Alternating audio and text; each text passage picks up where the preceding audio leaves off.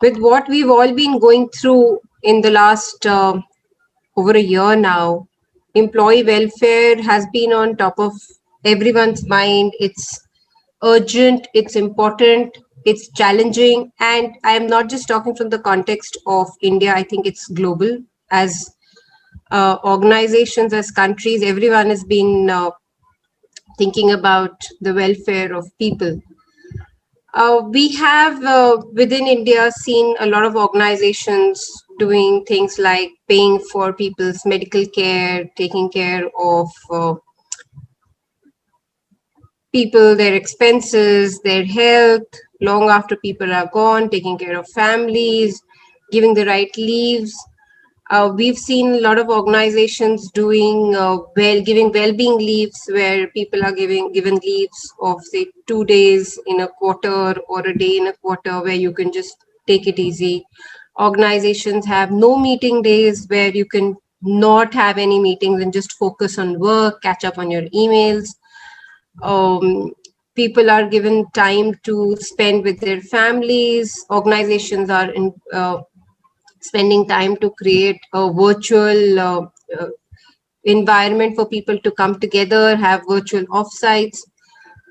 We are seeing all kinds of things being done by various organizations. If I look at some of the top clients that I have, we've seen them doing, I mean, every quarter there are new things. Last year, when it all started in 2020, we know initially organizations are trying to organize offsites, which then virtual offsites, which then moved to having virtual events. But there are many things many organizations are doing, and it's amazing how leaders are not closed to ideas for engaging people.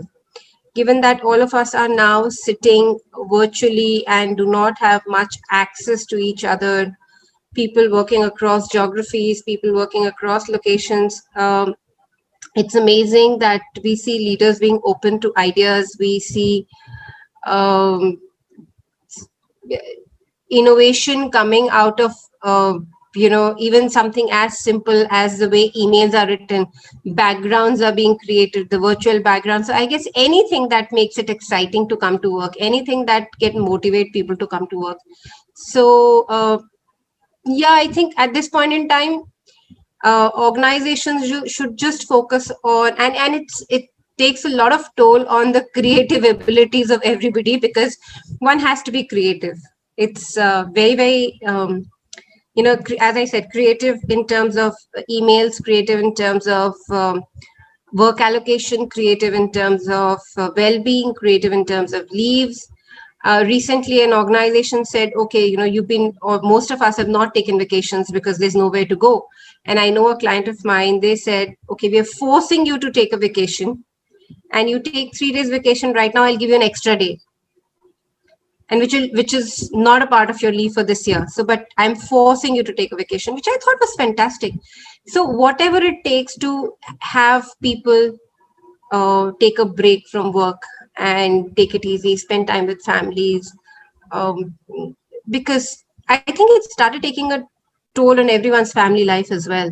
It started taking a toll on children as well. So yeah, we see a lot of good stuff being done globally in organizations, and it's very enduring, and it's very heartwarming to see that.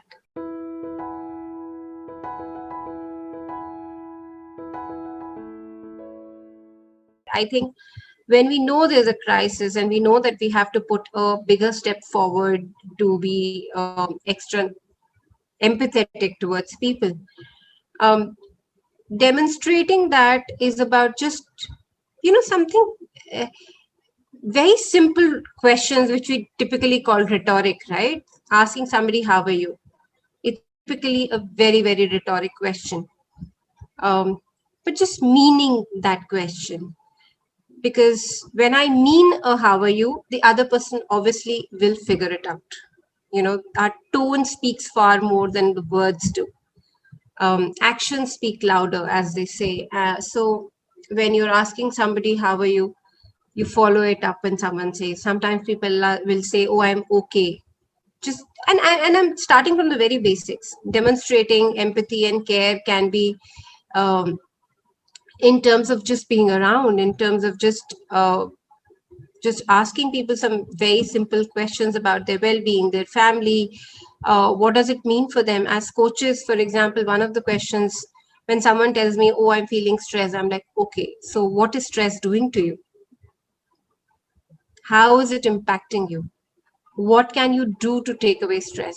I think some of those very simple questions, ensuring we are in touch with our teams as leaders, as organizations, being in touch with our team members. I keep saying this to, when I do workshops, please ensure you have a roster in which you're reaching out to your team members at least once in 2 weeks.